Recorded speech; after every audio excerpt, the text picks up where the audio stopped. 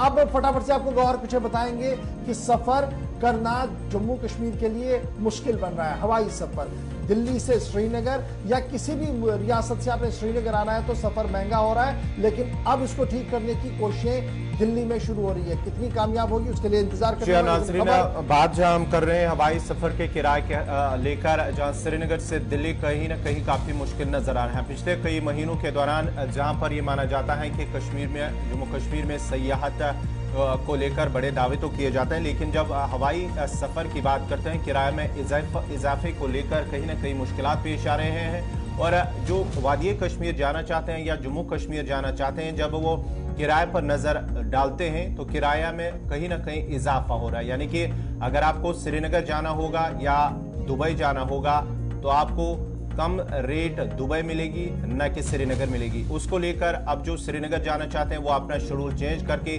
मुल्क की दूसरी रियासतों के अंदर जाना चाहते हैं। और इस किराए को लेकर कल मरकजी जो वजीर हैं सिविल एविएशन के ज्योति आदित्य सिंधिया की जानिब से उन्होंने एक आला सतही मीटिंग की है। और मीटिंग के दौरान जहां उन्होंने जो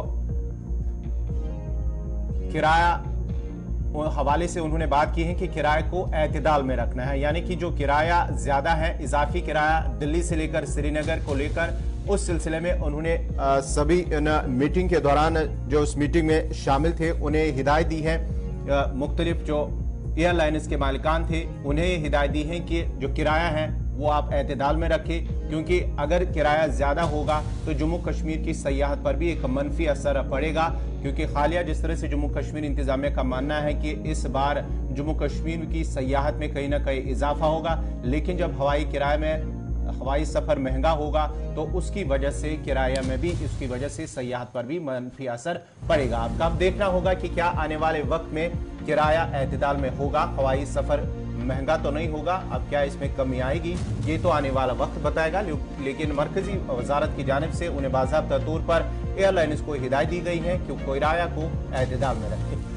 अच्छा कि मरकजी वजीर साहब ने तो मीटिंग ले ली है, लेकिन जरा आप इस खुशफहमी में ना रही है कि कोई बड़ी तब्दीली होनी है, क्यों नहीं होनी है, बस वो मैं जरा फटाफट से आपके सामने रखता हूँ। खबर का दूसरा पहलू ये दरअसल मामला तब सामने आया था जब लगातार खबरें आ रही थी कि जनाब एयरफेयर बढ़ रहा है, और जहाँ जिस तरीके से गुज़श्ता दिनों बालासुर के अंदर एक्सीडेंट हुआ था तो लोग जाना चाहते थे, अपने लोगों को देखना चाहते थे, तो बेतहाशा वहाँ पर भी किराया बढ़ा था।